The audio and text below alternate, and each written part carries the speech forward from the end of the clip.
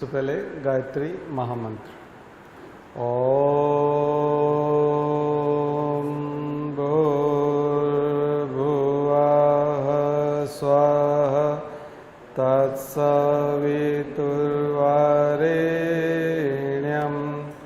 भर्गो देवस्य धीमहि धियो यो नः प्रचोदयात्।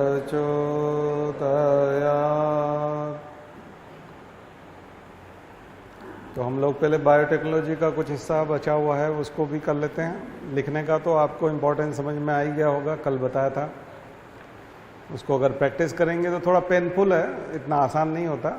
तो जो आसान नहीं होता वही सिलेक्शन करवाता है, आसानी से तो सिलेक्शन होगा भी नहीं। ठीक है, तो बायोटेक्नोलॉजी का एक आपने वर्ड सुना होगा, ह्यूमन जीनोम प्रोजेक्ट। इस साल 20 साल हो गए हैं ह्यूमन जीनोम प्रोजेक्ट को। 2003 में प्रेस कॉन्फ्रेंस हुई थी। काम तो उनका 1991 से चालू हो गया था।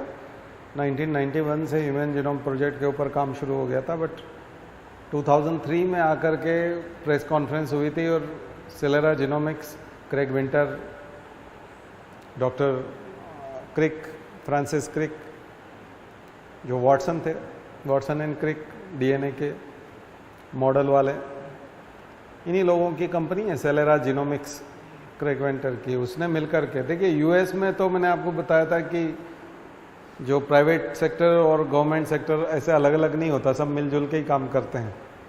वही कल्चर मोदी जी यहाँ लाना चाह रहे हैं कि प्राइवेट सेक्टर को आप अलग मत समझो, ये भी इसी देश के हैं और हमारे ही हैं। इसलिए आपने स्टेशन देखा वो प्राइवेट हो गया, नहीं तो प्राइवेट स्टेशन कोई भी नहीं सोच सकता था ना।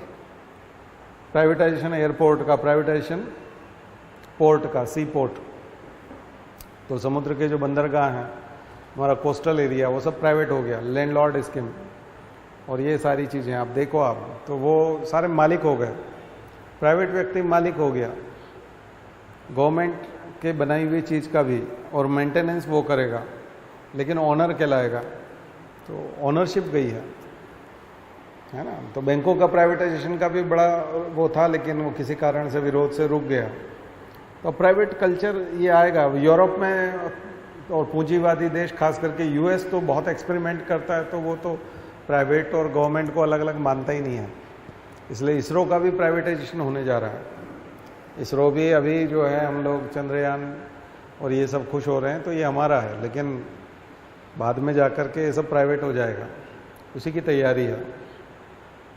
तो गवर्नमेंट पूरा सब कुछ वो करना चाहती है ताकि हम केवल जनता का ख्याल रखें, जनता को खाना मिल रहा है कि नहीं, उनको न्याय मिल रहा है कि नहीं, उनकी तकलीफ़ों पर ध्यान दें। ये सब उत्पादन करना, निर्माण करना, ये सब प्राइवेट लोगों का काम रहेगा, वही लोग नौकरी देंगे। तो रिजर्वेशन अपने आप ख़त्म हो जाएगा, क्योंकि सरकारी सेक्टर में ही रिजर्वेशन है, और चूंकि प्राइवेटाइजेशन हो जाएगा तो रिजर्वेशन अपने आप खत्म हो जाएगा। तो रिजर्वेशन को ख़त्म नहीं किया जाएगा, रिजर्वेशन से जहाँ नौकरी लगती है उस स्थान को ख़त्म किया जाएगा, रिजर्वेशन को ख़त्म नहीं किया जाएगा। नई शिक्षा नीति जो है आपकी, जो नेशनल एजुकेशन पॉलिसी एनईपी, तो ये एनईपी जो है, इसमें प्राइवेटाइजेशन को बढ़ावा मिलेगा। तो प्राइवेटाइजेशन का मतलब दूसरा है, बट ये एक सतत प्रक्रिया है। तो जब भी कोई देश विकसित होता है, जब भी देश आत्मनिर्भर बनता है, जब भी देश के पास ज़्यादा पैसा आ जाता है, अपॉर्चुनिटीज़ बढ़ जाती हैं, नौकरियों की संभावनाएं बढ़ जाती हैं, तब ऐसा होता है, सभी देशों के साथ होता है। केवल अनोखा भारत के साथ हो रहा है ऐसा नहीं है, भारत की सरकार कर रही है ऐसा नहीं है, सभी देश करते हैं, क्योंकि ये उस मॉडल की डिमांड है, जो मॉडल है उसकी डिमांड है ये। ठीक है ना। तो चूँकि हम मॉडल विकसित देश का चाहते हैं, विकसित देश की कॉपी कर रहे हैं, तो विकसित देश की कल्चर भी आएगा। तो प्राइवेटाइजेशन एक कल्चर है। तो शुरू में जो मैंने बताया, मानव जीनोम प्रोजेक्ट, ह्यूमन जीनोम प्रोजेक्ट, मानव जीनोम परियोजना, वो प्राइवेट सेक्टर और गवर्नमेंट सेक्टर, तो प्रेसिडेंट और उस कंपनी के मालिक दोनों साथ में बैठे थे और उन्होंने प्रेस कॉन्फ्रेंस की थी, है ना। तो क्लिंटन और प्रेसिडेंट थे और सेलेरा जीनोमिक्स के जो ऑनर थे, उन्होंने प्रेस कॉन्फ्रेंस की थी। तो ये आप अंदाज़ा लगा सकते हैं तो आने वाले समय में अगर मोदी जी 5 साल और रह गए तो उसके बाद आप देखेंगे कि भारत में जैसे चंद्रयान के समय में अकेले मोदी जी आए थे, आने वाले समय में अडानी या अंबानी में से कोई मोदी के साथ खड़ा रहेगा और वो दोनों इसरो की प्रेस कॉन्फ्रेंस कर रहे होंगे। ये बहुत कॉमन होगा, ठीक है ना। तो उनका मानना है कि प्राइवेट सेक्टर आता है तो ज़्यादा स्किल से काम करता है, सरकारी क्षेत्र में लोग जो है काम नहीं करते। तो बायोटेक्नोलॉजी में तो आ चुका है, बायोटेक्नोलॉजी में बहुत सारी प्राइवेट लैब्स हैं और वो प्राइवेट लैब्स ही काम कर रही हैं। तो इंडिया में भी तो ह्यूमन जीनोम प्रोजेक्ट वाला ही अगर देखें तो उसको बोलेंगे जीनोम सर्विलांस, सबसे बड़ा जीनोम सर्विलांस, जीनोम की निगरानी एक तरह से। जीनोम सीक्वेंसिंग ही है, बट सीक्वेंसिंग को हम थोड़ा सा छोटे लेवल पे देखते हैं, सर्विलांस एक कंपैरेटिव स्टडी होती है। सो जीनोम सर्विलांस, कोई गलत जीनोम तो प्रवेश नहीं कर गया है, कोई ऐसा एनिमल तो नहीं घूम रहा है या ऐसा ह्यूमन तो नहीं है जिसके पास किसी एनिमल का जीन भी है और उसके अंदर प्रोटीन बन रही है। तो जीनोम सर्विलांस, निगरानी, उसकी निगरानी करना, जीनोम की निगरानी करना। टूल क्या होगा? Genome sequencing. इसलिए मैंने बहुत पहले जब बायोटेक्नोलॉजी का लेक्चर लिया था तब आपको बताया था कि DNA sequencing, gene sequencing, genome sequencing, ये सब एक ही बात है।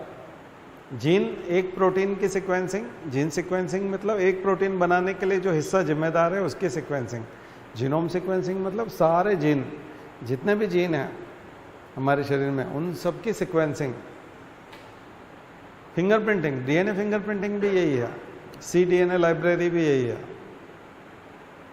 cDNA लाइब्रेरी पूछे तो, जीन पूछे तो gene sequencing, DNA sequencing, genome sequencing, लगभग सारी यही मेथड है, एक ही मेथड है। इसका मतलब क्या करना? पता लगाना, identification of genes, identification of genes. तो यहाँ 3-4 चीज़ें आपको करना चाहिए। क्या क्या पढ़ना चाहिए? थोड़ा होमवर्क लिख लीजिए। What is recombinant DNA technology, जो मैंने पहले बताया, अगेन आप फिर लिखिए। रिकॉम्बिनेंट डीएनए टेक्नोलॉजी ब्रैकेट में लिख लीजिएगा काइमेरिक डीएनए, काइमेरिक डीएनए। यहाँ एक थेरेपी आएगी काइमेरिक के नाम से, therapy, CAR T therapy, CAR dash लगा के T, CAR T cell therapy, CAR लिख लेना। आज जाकर के इसका नोट्स बनाइए। CAR T सेल थेरेपी, पहले बताया था? नहीं बताया था पिछली बार, ये वाला नहीं बताया था। CAR T सेल थेरेपी, तो इसको कई लोग कार्ट थेरेपी भी बोल देते हैं, जबकि वो CAR लिख के डैश लगा के फिर कैपिटल T लिखना है। तो एक कैपिटल T सेल है, T सेल और B सेल जो इम्यूनोलॉजी में बताया था। हमारी जो ल्यूकोसाइट्स होती हैं, खास करके WBC में जो एग्रेन्युलोसाइट्स होती हैं, एग्रेन्युलर सेल्स होती हैं, उनको हम लोग बोलते हैं lymphocytes. So T lymphocytes and B lymphocytes. Agranulocytes again divided into 2 parts, monocytes and lymphocytes. And lymphocytes further divided into 2 parts, T lymphocyte and B lymphocytes, also known as T cells and B cells. अब वो जो T lymphocyte, B lymphocyte है, यही B cell और T cell है और ये defence का काम करती है।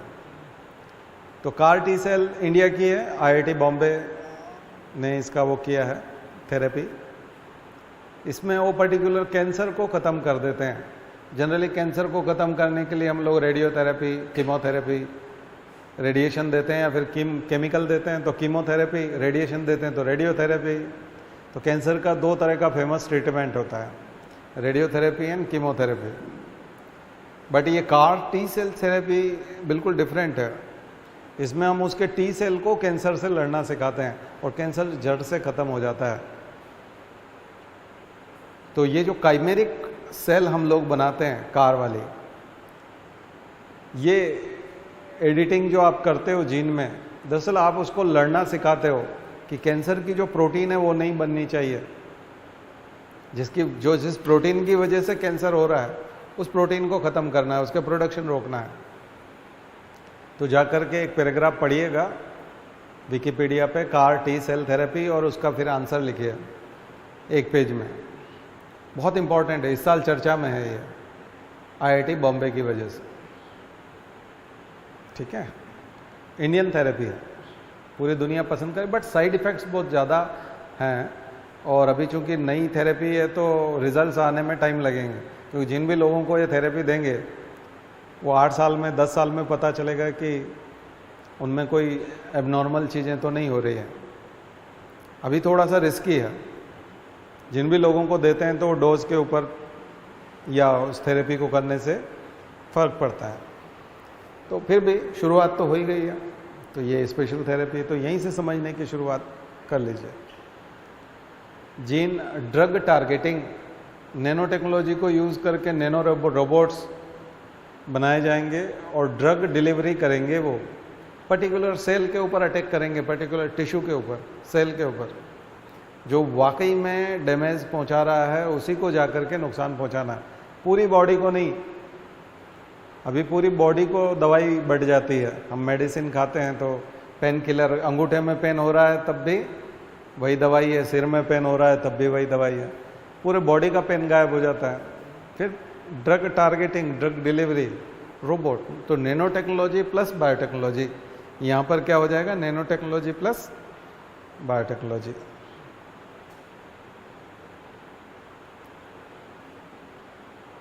वो एग्रीकल्चर बायोटेक्नोलॉजी के वहाँ पर नैनो फर्टिलाइजर्स,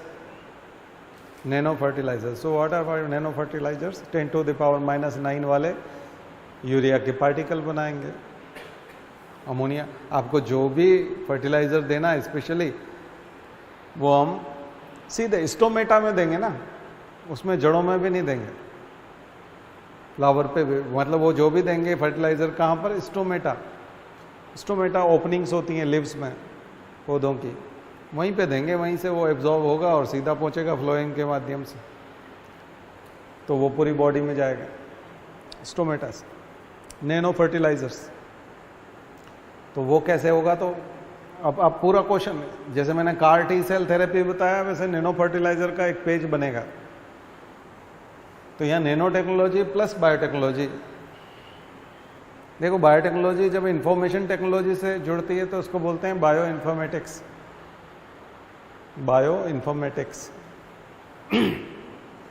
न्यूरालिंक प्रोजेक्ट,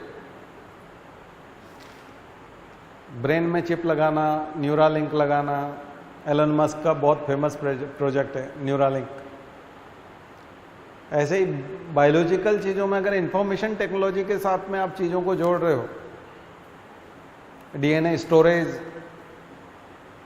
अभी आप स्टोरेज के लिए पेन ड्राइव लगाते हो, डीएनए ही यूज़ हो जाएगा।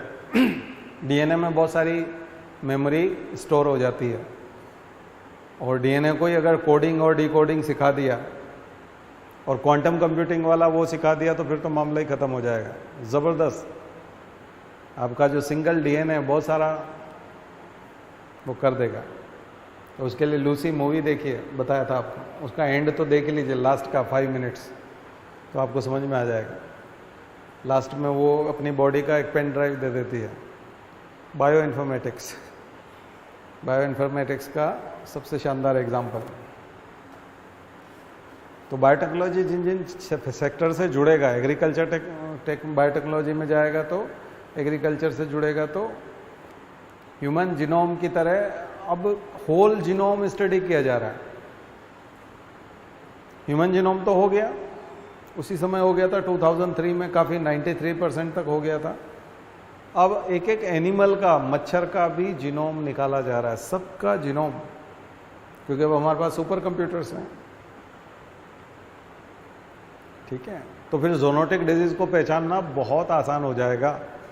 तब कभी वायरस आया किसी एनिमल से और कोरोना की तरह कोई फैलना चाहता है तो आप आइडेंटिफिकेशन बहुत आसानी से कर पाएंगे, बहुत आसानी से आइडेंटिफिकेशन क्विक हो जाएगा, एकदम इंस्टेंट। तो फिर वैक्सीन बनाना भी बहुत आसान हो जाएगा। सबसे पहले हम शत्रु को पहचाने तो, है ना। शत्रु अगर कोई ऐसा एनिमल है जिसको लाठी से भगाया जा सकता है तो दौड़ के लाठी उठाएंगे, है ना। तो शत्रु देखना पड़ेगा। तो आइडेंटिफिकेशन ऑफ एनिमी यानी कि वायरस, बैक्टीरिया, ये ठीक है। एक और इंपॉर्टेंट जो इस साल खबरों में है वो है XDR। XDR आपको बताया था कि एक होता है multi drug resistant MDR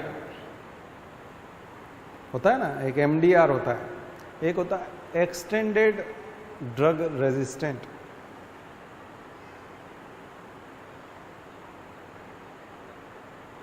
XDR multi drug resistant, extended drug resistant,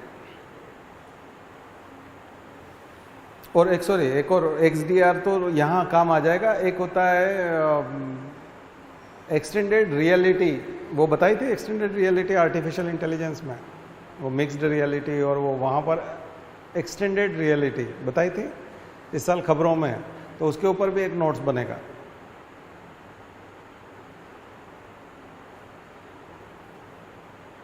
और ड्रग रेजिस्टेंस, ये बहुत बड़ी समस्या आने वाली है। सुपर बग का कंसेप्ट, ड्रग रेजिस्टेंस, और खास करके XDR, MDR, XDR। तो लिखिएगा इसके ऊपर, ये सब बायोटेक्नोलॉजी, माइक्रोबायोलॉजी का पार्ट है। होमवर्क समझ में आता जा रहा है। जैसे मैंने आपको ह्यूमन जीनोम प्रोजेक्ट बताया, वैसे ह्यूमन के सारे सेल्स, जो हमारे करोड़ों सेल्स हैं हमारी बॉडी में, उन सब की भी स्टडी। देखिए, जीनोम की स्टडी डिफरेंट चीज़ है। कोई एक सेल लो और उसके क्रोमोसोम में जितने भी DNA हैं उन सब की स्टडी कर डालो तो ह्यूमन जीनोम हो गया। एक सेल से ही काम हो जाएगा, क्योंकि उसमें 23 क्रोमोसोम है, यानी 46 क्रोमोसोम है, 23 सेट्स हैं, पेयर हैं। तो 23 पेयर की स्टडी करोगे, लगभग सारा स्टडी हो गया। केवल माइटोकॉन्ड्रिया के 33 जीन्स जो हैं वो बचेंगे, जो मैंने आपको बताया, बाकी सारा हो जाएगा। इसलिए जीनोम, होल जीनोम क्या होगा? क्रोमोसोम्स प्लस माइटोकॉन्ड्रिया, है ना। DNA दोनों जगह, क्रोमोसोम्स में भी है, माइटोकॉन्ड्रिया में भी है, तो जीनोम हो गया। लेकिन बॉडी के जो डिफरेंट सेल्स हैं उनकी स्टडी नहीं हुई है, तो उसको बोलेंगे ह्यूमन सेल एटलस। नया प्रोग्राम है जो पिछले साल खबरों में था, इस साल नहीं, लेकिन क्वेश्चन आना बाकी है। Human cell atlas, current affair समझ में आ रहा है? थोड़ा सा, चूंकि हम मेंस ओरिएंटेड पढ़ रहे हैं, आंसर राइटिंग ओरिएंटेड पढ़ रहे हैं, तो स्पेसिफिक है, कोई क्वेश्चन छूटना नहीं चाहिए। तो इसलिए हम लोग थोड़ा सा मेंस के हिसाब से पढ़ रहे हैं, इसलिए करंट अफेयर्स की बात कर रहे हैं। बाकी बेसिक टेक्निक्स तो मैंने आपको पहले बताई है, पुराने लेक्चर में जाकर के देखेंगे तो बायोटेक्नोलॉजी क्या है और उसकी क्या क्या टेक्निक्स हैं वो ऑलरेडी डिस्कस्ड है।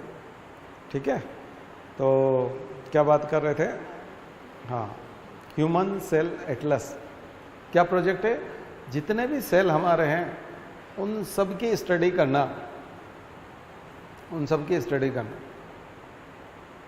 ठीक है, तो आपको उसका समझ में आएगा। इसके अलावा कुछ और चीज़ें हैं जो आपको पता होना चाहिए, जो खूब चर्चा में रही है, वो है cell signalling. Cell signalling, cell के सिग्नल्स कैसे जाते हैं, सेल सिग्नलिंग या फिर सिग्नलिंग बिटवीन सेल्स,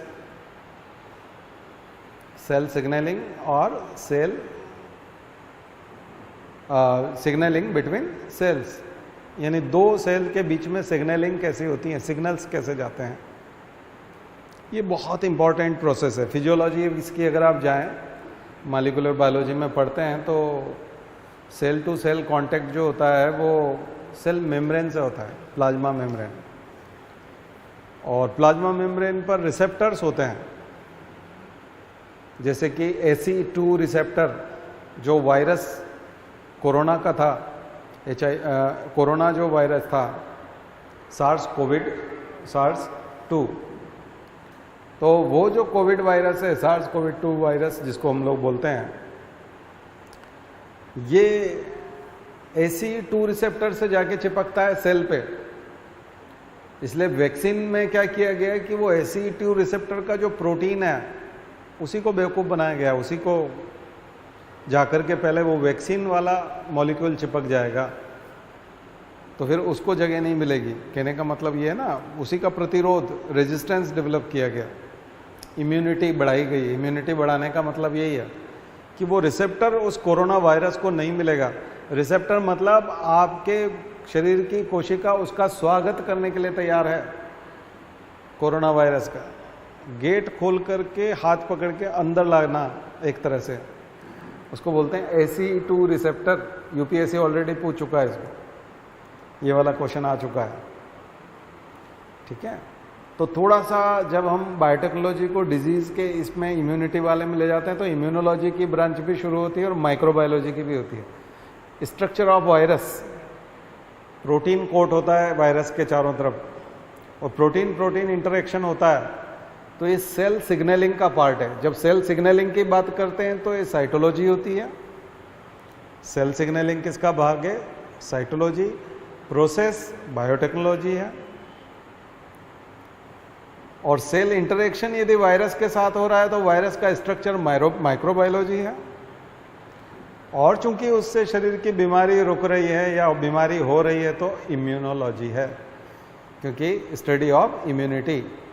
तो कितने सारे सब्जेक्ट जुड़ गए, चीजें समझ में आई। तो सेल सिग्नलिंग। एक चीज और यहां आपको पढ़नी चाहिए जिससे कि आपका आंसर स्ट्रांग बनता है, lake operon. Lake operon means regulation of protein synthesis. Lake operon का मतलब होता है रेगुलेशन ऑफ प्रोटीन सिंथेसिस। अब जिसको प्रोटीन सिंथेसिस पता है उसी को ये समझ में आएगा। इसलिए इसके पहले जिन लोगों ने प्रोटीन सिंथेसिस नहीं पढ़ रखा है वो प्रोटीन सिंथेसिस को पढ़ो। प्रोटीन सिंथेसिस पढ़ना पड़ेगा। हरगोविंद खुराना का सीधा संबंध है जेनेटिक कोड से। आर्टिफिशियल जीन, हरगोविंद खुराना, उनको 1 जीन 1 एंजाइम थ्योरी जो मैंने बताया, एक जीन एक प्रोटीन, ये सारी काम की चीजें हैं। मेंस में लिखते समय में आपका आंसर स्ट्रांग होता है, ठीक है। और प्री में क्वेश्चन यहीं से कहीं से बनते हैं, इन्हीं मेथड्स में से क्वेश्चन आते हैं। तो प्रोटीन सिंथेसिस यदि आप जानते हैं तो हमारे शरीरों में, यहां तक कि बैक्टीरिया के शरीर में भी फालतू में कोई प्रोटीन नहीं बनता। जब प्रोटीन की जरूरत होती है तभी बनता है। जैसे आप कमरे में आएंगे तो स्विच ऑन करेंगे, लाइट चलेगी। आप कमरे में जाएंगे यानी कमरे से बाहर जाएंगे तो बंद करके चले जाएंगे। जब आप कमरे में नहीं हैं तो लाइट बंद है। Automatic system. उसका एग्जाम्पल है lake operon, lactose operon. Operon model जो है वो ये बताता है कि बैक्टीरिया के वहाँ चारों तरफ अगर मिल्क है, यानी जिस मीडिया में बैक्टीरिया को रखा हुआ है वहाँ अगर आपने एक ड्रॉपर से एक बूंद भी अगर आपने मिल्क गिरा दिया है तो मीडियम में मिल्क आ गया, मीन्स लैक्टोज, शुगर आ गई है। और शुगर को डाइजेस्ट करने के लिए 3 एंजाइम चाहिए। तो बैक्टीरिया में वो 3 एंजाइम तभी बनेंगे, यानी 3 प्रोटीन की जरूरत है। लैक्टोज शुगर को डाइजेस्ट करने के लिए 3 प्रोटीन की जरूरत है, और वो तभी बनेगी, जाकर के लेक ओपेरॉन देखिए तो समझ में आएगा। वो तभी बनेगी जब माध्यम में लैक्टोज प्रेजेंट होता है। लेक्टोज अगर प्रेजेंट नहीं है तो एक इनहिबिटर जाता है और वो प्रोसेस को रोक देता है, जीन के ऑपरेटर को रोक देता है। इसका मतलब स्विच ऑन और ऑफ हमारे शरीरों में भी होता है। हमारे शरीर में भी अगर मिल्क को पचाने का एंजाइम की जरूरत है तो जिस दिन हमने मिल्क पिया है उसी दिन वो एंजाइम बनेगा, अदरवाइज वो एंजाइम नहीं बनेगा। ये बैक्टीरिया के टाइम से ही शुरू हो गया, यानी प्रोकैरियोटिक सेल में ही शुरू हो गया नेचुरल मैकेनिज्म। फालतू का प्रोटीन नहीं बनता, ठीक है। इसलिए कुछ लोगों में वो जीन ही नहीं होता जिससे कि प्रोटीन बनाने का आदेश, तो वो लोग क्या होते हैं, टॉलरेंट, लैक्टोज टॉलरेंट, मिल्क नहीं पी सकते क्योंकि उनके मिल्क नहीं पचता। कुछ लोगों के शरीर में जीन ही नहीं होता, जीन नहीं होगा तो प्रोटीन ही नहीं बनेगी। तो मिल्क को पचाने के लिए जिन एंजाइम्स की जरूरत होती है वो एंजाइम्स उसके शरीर में बनते ही नहीं है, तो मिल्क उसके लिए जहर है। तो इसलिए वो लोग कभी मिल्क पीते हैं तो एलर्जी हो जाती है, उनको शरीर में फफोले आ जाते हैं, स्किन पे असर आने लगता है। कुछ लोगों में बहुत कम निकलता है तो उनको स्किन प्रॉब्लम तो नहीं होती, बट मिल्क हमेशा प्रॉब्लम करता है उनके लिए। और कुछ लोग न्यूट्रल होते हैं, उनको ना तो फायदा करता है ना नुकसान करता है। मिल्क पी लिया तो ठीक है, क्या फर्क पड़ना है, पानी जैसा ही रहता है, वो बिल्कुल 50-50। कुछ लोगों में वाकई में मिल्क बहुत फायदा करता है, इसलिए सभी लोगों को बोलना कि ये दूध खत्म करो, फिनिश करो, ये करो, फलाना करो, ये सब फालतू बात है, अनपढ़ जैसी बात है। साइंटिफिक टेम्परामेंट नहीं है, बात समझ में आई ना। साइंटिफिक टेम्परामेंट में जिसको दूध अच्छा लगता है उसको दूध दिया जाए, जिसको नहीं लगता है उसको नहीं दिया जाए। अगर उसके अंदर पचाने की क्षमता होगी, उसको अच्छा लगेगा, उसको सूट करेगा, तो वो खुद ही डिमांड करेगा मुझे दूध की जरूरत है, ठीक है। तो जो माता पिता गड़बड़ करते हैं ना, तो सबसे पहले माता पिता की ट्रेनिंग होनी चाहिए कि बच्चों के साथ कैसे पेश आए। कहीं आप अनावश्यक जिद तो नहीं कर रहे, डेथ हो सकती है, कुछ मामलों में डेथ भी हो सकती है माता पिता की जिद की वजह से। तो उनको पढ़ना चाहिए, पढ़ना लिखना चाहिए, तब माता पिता बनना चाहिए, नहीं तो आप मार डालोगे, हत्यारे बन जाओगे। आप पालन पोषण नहीं कर रहे, आप हत्या कर रहे, ठीक है। बिस्तर में पेशाब करता है तो पीटना उसको गलत चीज़ है, उसके हाथ में है ही नहीं, उसमें सिस्टम ही डेवलप नहीं हुआ है कि वो कंट्रोल कर सके, सिस्टम ही नहीं है उसके अंदर, किसी कीमत पे कंट्रोल नहीं होता। बुढ़ापे में फिर कंट्रोल चला जाता है, बहुत छोटी उम्र में कंट्रोल नहीं आता, कई बार 9 साल 10 साल की उम्र तक कंट्रोल नहीं आता, यानी सिस्टम डेवलप ही नहीं हुआ जैसे यूरिन को रोक सकें, उनके हाथ में ही नहीं है। आप बच्चे को पीट रहे होते हैं लोग, उसके हाथ में ही नहीं है वो। ऐसे ही बूढ़े व्यक्ति के हाथ में भी नहीं रहता, वो उसका सिस्टम कंट्रोल बूढ़े आदमी का खत्म हो जाता है, वो भी बिस्तर गीला करता है। ऐसी ढेरों चीजें हैं जो सीधे समझने की जरूरत है, ढेरों चीजें। इसलिए आप जो यहाँ पढ़ाई करते हैं, इससे आप अपनी ज़िंदगी में बदलाव लाएंगे, आप अपनी ज़िंदगी में तमीज़ से पेश आएंगे, आप इंसान बनेंगे, जानवर की तरह बिहेव नहीं करेंगे। नहीं तो आप एक सोशल एनिमल हैं, ओनली ह्यूमन नहीं है। ह्यूमन बनने के लिए पढ़ना चाहिए, एजुकेशन की बाकी चीज़ें ठीक है, कंपटीशन और वो सब तो, लेकिन सबसे पहले ह्यूमन तो बनो, ठीक है। इंसान बनेंगे, कॉमन चीज़। किसी डॉक्टर से बात करोगे तो बताएगा, लेकिन डॉक्टर फीस लेके बताता है, हम यहाँ फ्री में बता रहे हैं। कई डॉक्टरों को भी नहीं पता क्योंकि वो क्लास में से बंक करके पता नहीं कहाँ घूम रहे थे, कैंटीन में बैठे हुए थे, आवारागर्दी कर रहे थे जिस दिन ये समझाया था, तो उसको भी पता नहीं चलेगा। और व्यापम का है तो फिर तो सवाल ही नहीं उठता। बहुत सारे डॉक्टर तो फर्जी है ना, क्योंकि बाप के पास नर्सिंग होम है इसलिए उसको डॉक्टर बनना जरूरी है, इसलिए उसने डिग्री खरीद लिया, कहीं से उठा लाया डिग्री, वो डॉक्टर है। वो तो बताएंगे भी नहीं, उनको पता भी नहीं है। तो इसलिए चीज़ों को समझिए, बहुत अच्छी चीज़ें हैं।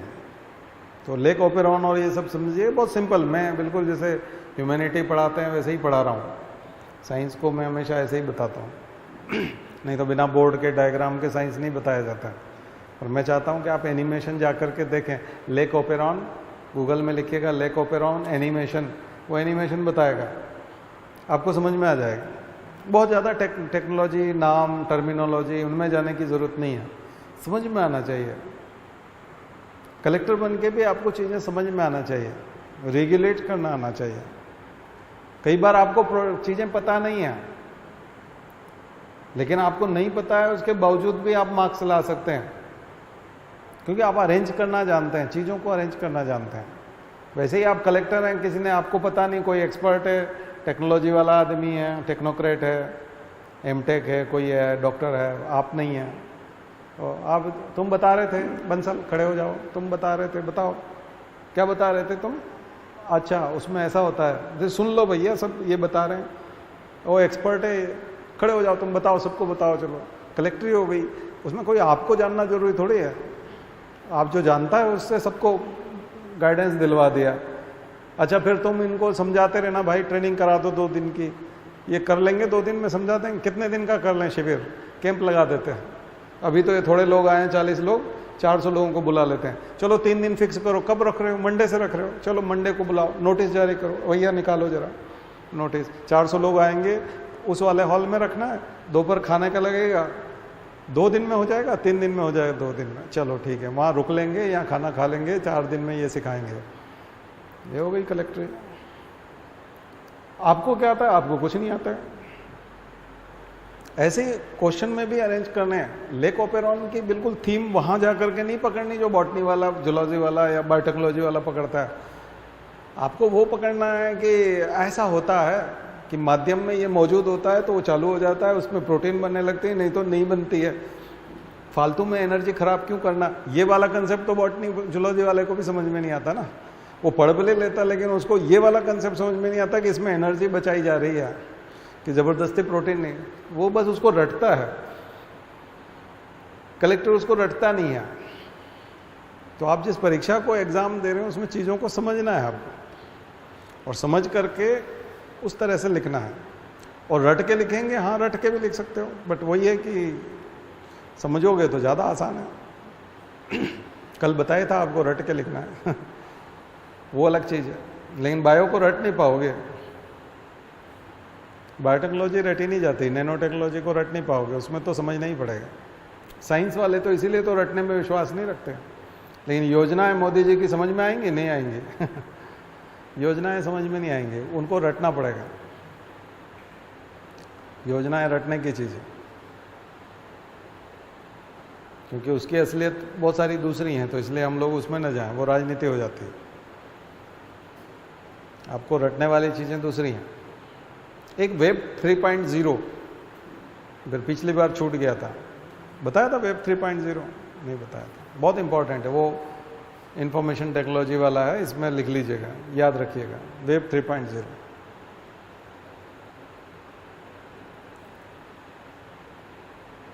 वेब 2.0 वो था जो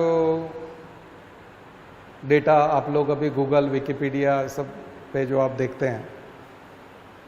लेकिन वेब 3.0 ये कंसेप्ट है कि इंटरनेट पे जो भी चीज़ वेबसाइट पे मौजूद है उस पर हमारा कंट्रोल होगा, हमारे हाथ में होगी।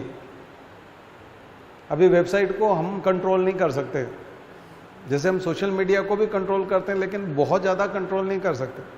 हमने अगर कोई अपलोड किया है तो उसको हम डिलीट कर सकते हैं, लेकिन किसी दूसरे ने अपलोड किया है तो उसको हम डिलीट नहीं कर सकते, या उसमें एडिटिंग नहीं कर सकते। वेब 3.0 वहां जाएगा तब उसमें भी एडिटिंग संभव होगी। टोटल ऑटोनॉमी यूजर की, यानी कि जो सर्विस प्रोवाइडर है उसका कुछ नहीं है। अभी फेसबुक जो है, फेसबुक जो चलाता है वो डिसाइड करता है क्या रहेगा क्या नहीं रहेगा, किसे ब्लॉक करना है किसे हटाना है, वो ज़्यादा करता है। आप अपने अकाउंट से संबंधित आप अपना कर सकते हैं, लेकिन फेसबुक से संबंधित नहीं कर सकते, इंस्टाग्राम से संबंधित नहीं कर सकते। वेब 3.0 उस लेवल तक जाएगा, ऑटोनॉमी, फ्रीडम। इस साल बहुत ज़्यादा चर्चा में रहा है, इस वजह से इसका क्वेश्चन बन सकता है, प्री में भी मेंस में भी। तो जाकर के वेब 3.0 को तैयार कीजिए, ठीक है। तो बीच बीच में कुछ याद आ जाता है तो हमारा ये थोड़ा सा ऐसे ही है, हमारा उद्देश्य है आपको निकलवाना, हमारी कोई प्रेस्टीज नहीं है, हम उसके लिए नहीं लड़ रहे कि ये क्या बीच में बता रहे हैं, इससे इनकी इज्जत खराब हो जाएगी, कोई फर्क नहीं पड़ता हमको उससे। आपका निकलना ज़रूरी है। हमको जो अच्छी चीज़ याद आएगी और जो इम्पोर्टेंट होगी वो हम बताएंगे, ठीक है। तो प्रोटीन सिंथेसिस हो गया, लेकोपेरॉन हो गया। लेकोपेरॉन जो है एग्जाम्पल है किसका, रेगुलेशन, प्रोटीन सिंथेसिस का रेगुलेशन। स्टेम सेल टेक्निक के टाइम मैंने बताया था सेल डिफरेंशिएशन, इंपॉर्टेंट चीज़ है सेल डिफरेंशिएशन, वो स्टेम सेल टेक्निक फिर से याद रखिएगा। 3 पेरेंट बेबी हम डिस्कस कर चुके हैं, 3 पेरेंट बेबी। एक कॉमन क्वेश्चन है जीन थेरेपी। जीन थेरेपी जब भी बायोटेक्नोलॉजी की बात आती है तो इसकी जरूर बात आती है। टर्मिनेटर सीड मैंने बताया था, टर्मिनेटर सीड शायद, हाँ। जीएम क्रॉप्स भी हम लोग डिस्कस कर चुके हैं, genetically modified crops, bacillus thuringiensis, BT. तो बीटी वाली बात हो गई है, जीएम वाली बात हो गई है, ठीक है। और डीएनए स्टोरेज वाली बात हो गई है, तो डीएनए स्टोरेज पे भी लिखिए।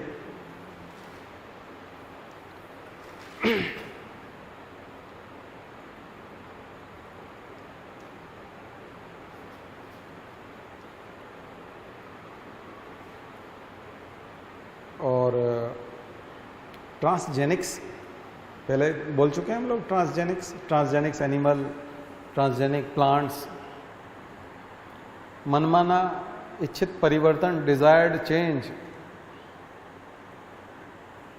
प्लांट्स और एनिमल्स में डिजायर्ड चेंज, ऐच्छिक परिवर्तन करना।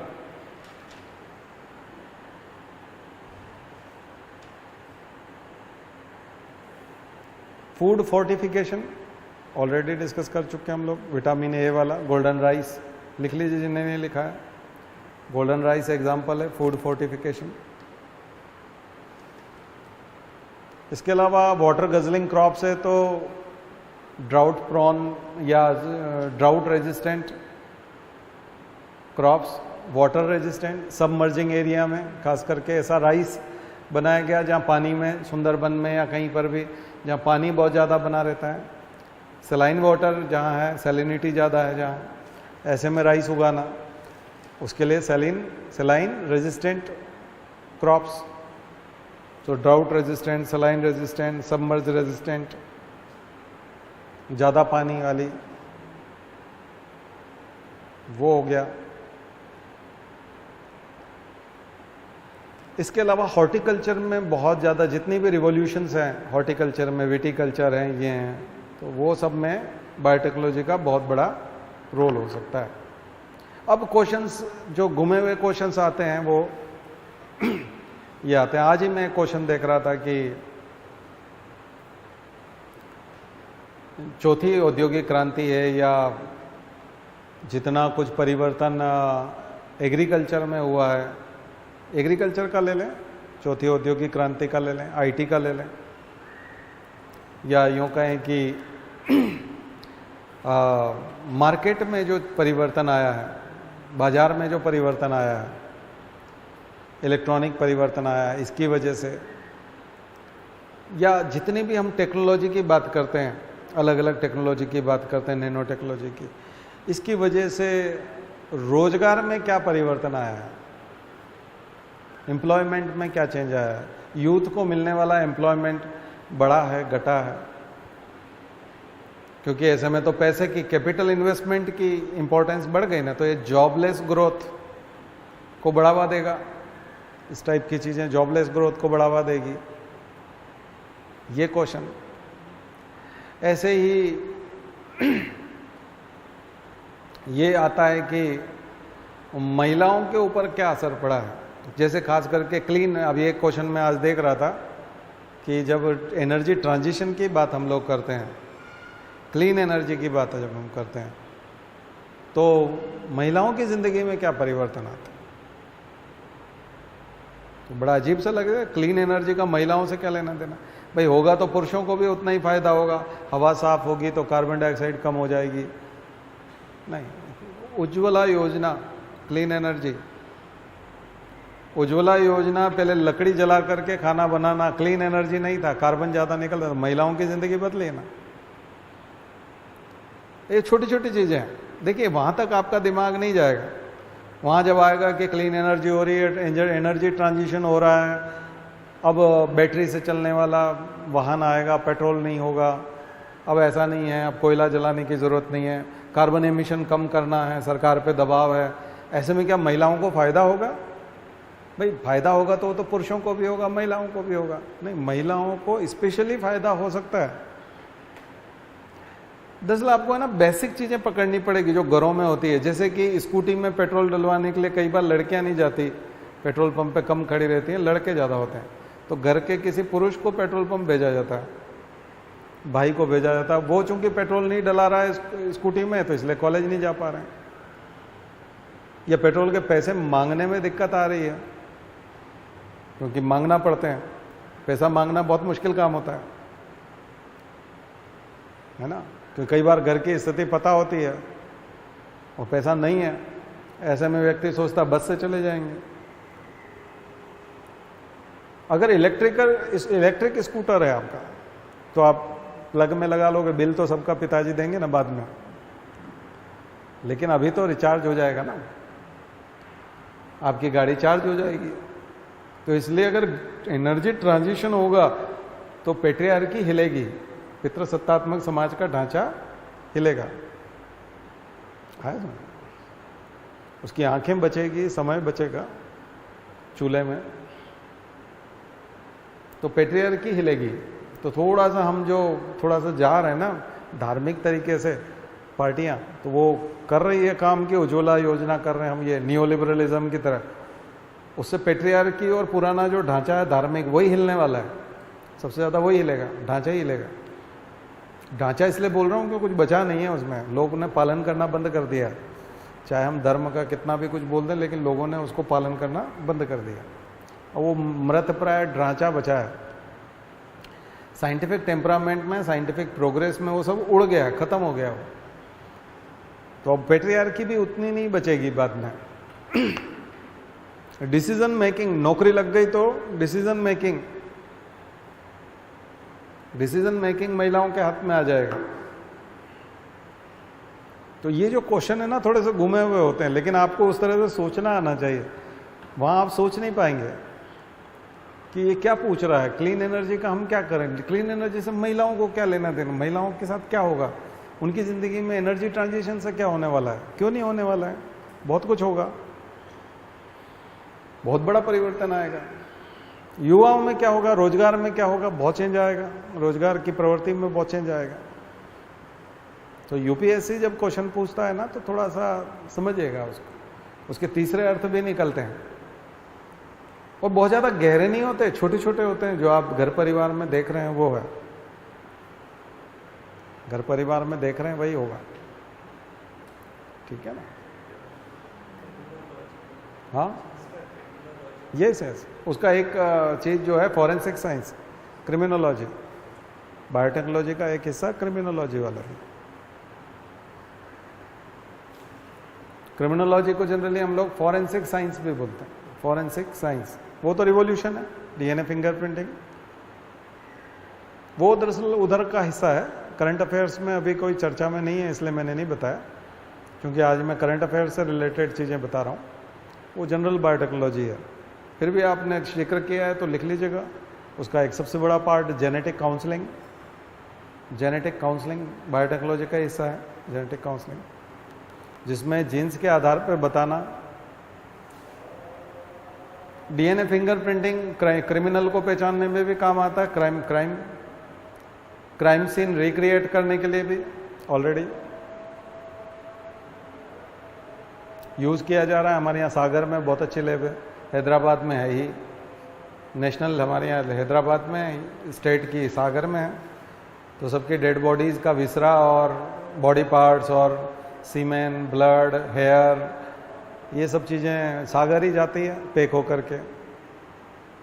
फिर वहाँ से रिजल्ट आते हैं, बोलते हैं ना विसरा भेजा गया है तो रिपोर्ट आएगी, फॉरेंसिक रिपोर्ट आएगी। तो व्हाट इज़ फॉरेंसिक रिपोर्ट? यही है बायोटेक्नोलॉजी, बायोटेक्नोलॉजी से होगा। बहुत सारे बच्चे जो गुम हो जाते हैं उनका पता लगाना, उनके रियल पेरेंट्स हैं कि नहीं, कोई दावा ठोकता है कि हमारा बच्चा है। हॉस्पिटल में बच्चे चेंज हो जाते हैं, उसमें रियल पेरेंट का पता लगाना, डीएनए, ठीक है, डीएनए जिसका मैच कर जाएगा वो उसका बच्चा होगा। पहले तो बहुत मुश्किल था, ठीक है ना, तो वो हमेशा शंका में ही रहता बड़ा हो जाए फिर नाक नक्श से थोड़ा बहुत पता चले कि तो हम मम्मी पापा से किसी से भी नहीं मिलता, ये कौन है भाई, वो बात अलग है, झंझट है। तो ये सारा, तो इसको बोलेंगे जेनेटिक काउंसलिंग और फॉरेंसिक साइंस। अगर न्यायालय में उपयोग होने लगा तो फॉरेंसिक साइंस बन जाएगा, क्रिमिनोलॉजी। और इधर जाएंगे जब मेडिको लीगल, जब डॉक्टर इसको यूज करता है, डॉक्टर पोस्टमार्टम करता है, डेड बॉडी का रिकंस्ट्रक्शन करता है, तो इसको बोलते हैं मेडिको लीगल। मेडिकल और लीगल दोनों इन्वॉल्व हो जाता है, कानूनी प्रक्रिया, तो उसको बोलते हैं मेडिको लीगल।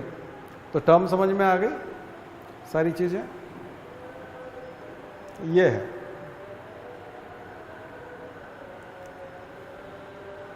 यहीं पर पीसीआर टेक्नोलॉजी, जो मैंने आपको आरटीपीसीआर बताया था ना उस दिन, तो RTPCR reverse transcriptase polymerase chain reaction.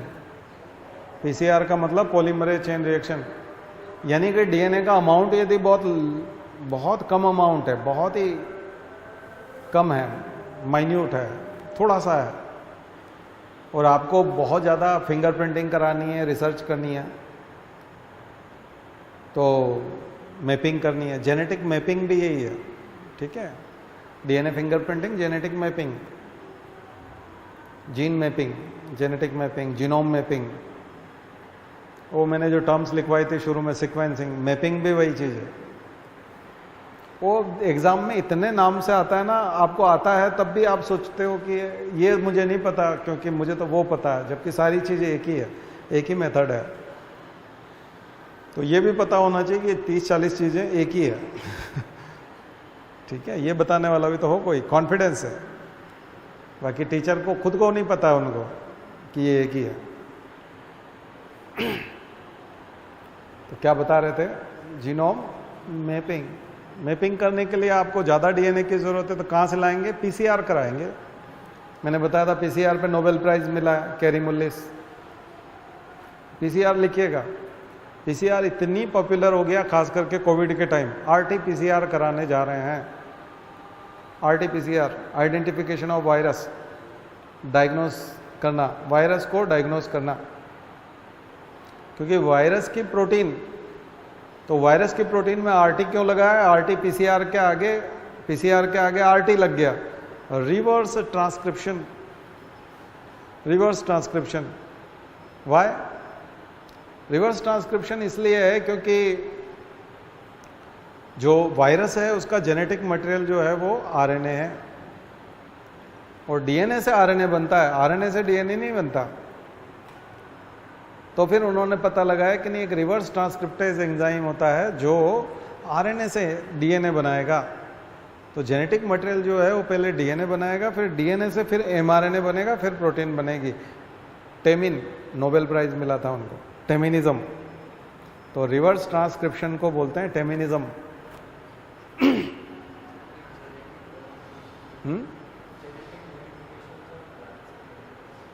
Genetic modification से प्लांट, हाँ, तो वही तो ट्रांसजेनिक्स हो गया। यस, ट्रांसजेनिक्स ही तो है, genetic modification in animals and plants, plant वही है। बाकी आपको जीनोमिक्स और प्रोटियोमिक्स तो बता ही दिया था, study of protein synthesis, study of genes, genomics and proteomics. मुझे लगता है चीज़ें काफ़ी सारी हो गई। ये जितने भी हमने डिस्कस किया है आज की क्लास में ना, ये सारे टॉपिक यदि क्लियर है तो इससे बाहर क्वेश्चन आने की संभावना बहुत कम। एक और है क्रिस्पर Cas9, क्रिस्पर Cas9।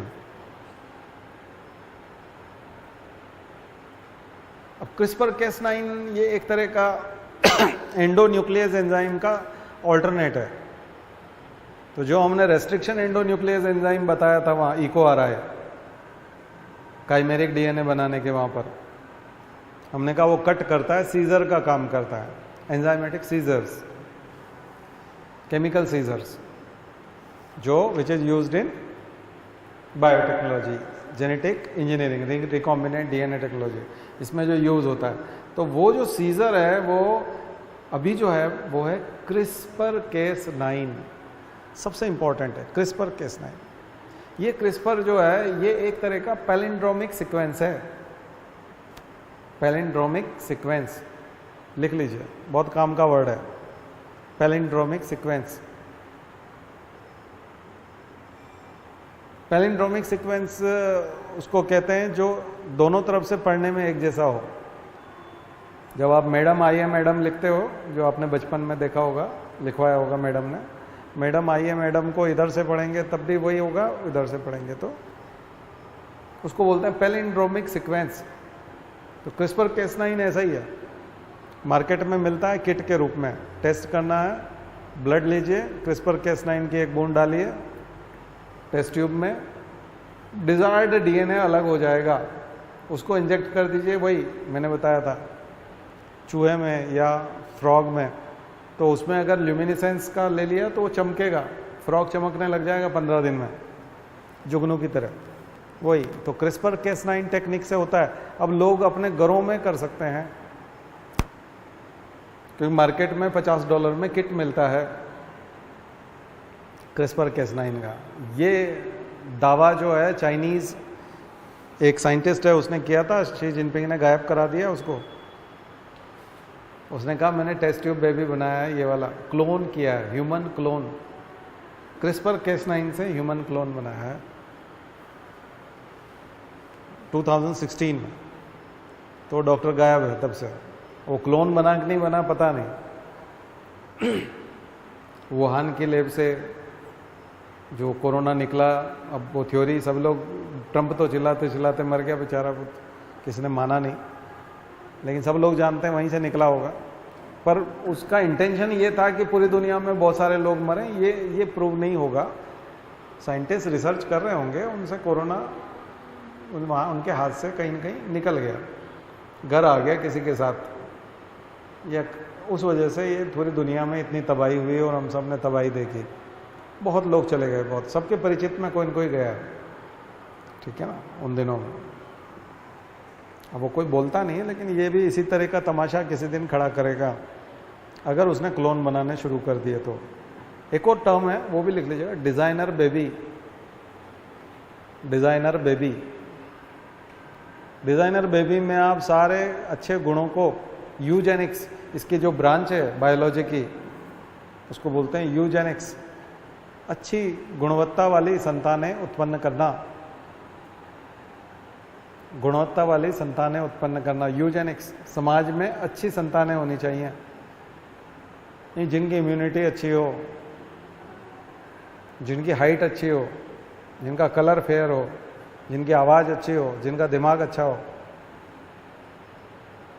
तो ऐसी संतानें डिजाइनर बेबी बनाए जा सकते हैं बायोटेक्नोलॉजी से, जीन एडिटिंग करके। सब अच्छे अच्छे जीन ले जाके डाल दो, डिजाइनर बेबी। जो 3 पेरेंट बेबी है वो मल्टी पेरेंट बेबी हो जाएगा, हजारों पेरेंट हैं उसके, क्योंकि जिसमें भी कोई अच्छा जीन है उसको पकड़ो और उस बच्चे में डालो, उससे जो बच्चा बनेगा फिर वो सुपर बेबी होगा, है ना, और वो डिजाइनर बेबी होगा। बट ऐसे बच्चे सब यूपीएससी में बैठेंगे तो फिर बाकी नॉर्मल बच्चों का क्या होगा? तो ये ठीक नहीं होगा। ह्यूमन सोसाइटी के लिए डिजाइनर बेबी खराब है। बट ये कंसेप्ट जो है कहीं न कहीं लिखना पड़ सकता है, ब्रांच हो जाएगी यूजेनिक्स। तो बायोटेक्नोलॉजी के उत्पाद, प्रोडक्ट क्या क्या हो सकते हैं संभावित, देखे ना हमने। अब आपको घूमे फिरे क्वेश्चंस, बायोटेक्नोलॉजी ने कृषि में क्रांति ला दी है, हम इतनी बड़ी जनसंख्या का पेट भरने के लिए बायोटेक्नोलॉजी की मदद से क्या कर सकते हैं, क्या क्या संभावनाएं हैं, लिखिए। वही जीएम क्रॉप्स, बीटी वीटी सबको यूज़ करके, यानी कि ड्रग रेजिस्टेंट, फलाना रेजिस्टेंट, पेस्टिसाइड, पेस्ट रेजिस्टेंट, उस पर पेस्ट भी नहीं लगेगा, कीड़ा भी नहीं लगेगा, यील्डिंग भी ज़्यादा होगा, वजन भी ज़्यादा होगा, क्वालिटी भी ज़्यादा होगी, फोर्टिफिकेशन भी होगा, ठीक है, उसमें विटामिन वगैरह सब रहेंगे। उसमें सारे गुण होंगे, अच्छे भोजन के गुण होंगे। तो सुपर फूड, क्या वो कहेंगे उसको, एक तरह से super food, super baby, super food, super fertilizer या नैनो फर्टिलाइजर। तो कृषि में क्रांति आ सकती है। तो ये जो मैंने पूरा लेक्चर दिया ना, उसका मेंस में आंसर कैसे बनेगा? हेल्थ में क्रांति आ सकती है, ये आ सकती है।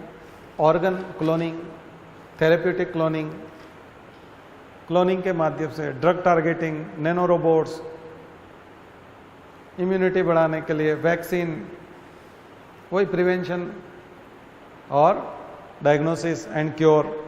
बहुत अर्ली डायग्नोसिस हो जाएगा तो हम क्योर कर लेंगे। तो बायोटेक्नोलॉजी से किट मिलेंगे मार्केट में, लोग अपना सेल्फ डायग्नोसिस कर लेंगे, डॉक्टर को बताएंगे ये प्रॉब्लम है, इलाज शुरू हो जाएगा, जिंदगी बच जाएगी। क्रांति।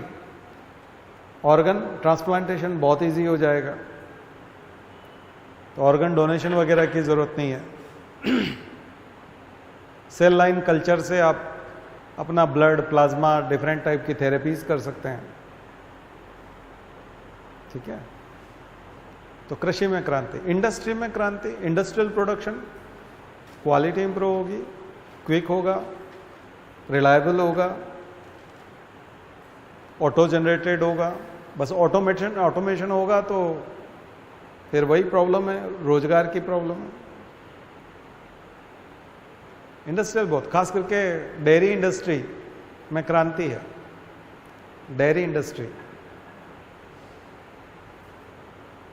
माइक्रोब्स जहां पे भी यूज होते हैं तो अच्छी क्वालिटी के माइक्रोब्स, तो इंडस्ट्री में बायोटेक्नोलॉजी तीन जगह सबसे ज्यादा है। Biofuels, yes, biofuels. तो जब हम ग्रीन ट्रांजिशन, एनर्जी ट्रांजिशन की बात कर रहे हैं तो ऐसे में बायोफ्यूल्स को ज़्यादा से ज़्यादा हम लोग एफिशिएंट बना सकते हैं। ब्लेंडिंग कर पाएंगे ऐसी चीज़ों की, अगर हम बना पाए तो, इथेनॉल ब्लेंडिंग की तरह। Yes, 3D printing, yes, 3D printing तो ऑर्गन 3D प्रिंट हो ही सकते हैं फिर बाद में। लेकिन आपको चीज़ें समझ में आ रही कि नहीं? क्योंकि मेंस में घुमा फिरा क्वेश्चन कभी आया तो कैसे उसको, ये जो नॉलेज हमने अभी डिस्कस किया है इसी से आप यूज़ कर पाएंगे। तो बहुत सारी चीज़ें हम पहले भी डिस्कस कर चुके थे, आज भी। तो देखेंगे साइंस एंड टेक्नोलॉजी का एक आध और कोई लेक्चर लेंगे नेक्स्ट में। स्पेस बाकी है अभी थोड़ा सा, और थोड़ा वो करना है क्योंकि स्पेस में बहुत कुछ हुआ है। तो SSLV, small satellite launching vehicle, बहुत इंपॉर्टेंट क्वेश्चन, आप भी पढ़ के आइएगा। चंद्रयान 3, आदित्य L1, SSLV, तो ये इसरो से संदर्भित जो चीज़ें हैं जो हम लोग करंट अफेयर्स की बोलेंगे, और उसके बाद फिर हम इन्वायरमेंट इकोलॉजी का करंट अफेयर्स में चलेंगे। ठीक है। तो ये जो सितंबर का महीना जब तक मेंस नहीं हो जाता, खास करके अक्टूबर में MPPSC का मेंस है, तो उससे पहले ये, फिर हम कल्चर के साथ फिर से नए साल का जो सेशन शुरू होता है वैसे हम लोग सेशन शुरू करेंगे। प्रीलिम्स मोड में रहेंगे ज़्यादातर। ठीक है। बाकी मेंस भी रहेगा, लेकिन अभी तक जो मैं मेंस का चला रहा था तो ये आप थोड़ा सा देखिएगा तो आपको फ़ायदा होगा। एक साथ प्रीलिम्स का रिजल्ट आने के बाद इतना समय नहीं होता है कि आप तैयारी कर पाएँ। उसमें जो तैयारी करते हैं वो कभी सक्सेस नहीं होते हैं, वो दूसरों को सक्सेस करवाने में मदद करते हैं। ठीक है, क्योंकि वो स्केलिंग में गिराते हैं स्तर को, तो एवरेज गिरता है, तो जो बच्चे अच्छा करते हैं उनको फ़ायदा होता है। चलिए शांति पाठ। ओम द्यौ शांति अंतरिक्षं शांति पृथ्वी शांतिरापः शांतिरौषधयः शांति वनस्पतयः शांतिर्विश्वे देवाः शांतिर्ब्रह्म शांतिः सर्वगं शांतिः शांतिरेव शांतिः सामा शांतिरेधि। ओम शांति शांति शांति सर्वारिष्टासु शांतिर्भवतु। बोले गायत्री माता की, परम पूज्य गुरुदेव की, परम वंदनीय माता जी की। हम सुधरेंगे, हम बदलेंगे, एक बनेंगे। जन्म जहाँ पर, अन्न जहाँ का, ज्ञान जहाँ से, वह है प्यारा। देश की रक्षा कौन करेगा? मानव मात्र, नर और नारी, जाति वंश सब भारत माता की भारतीय संस्कृति की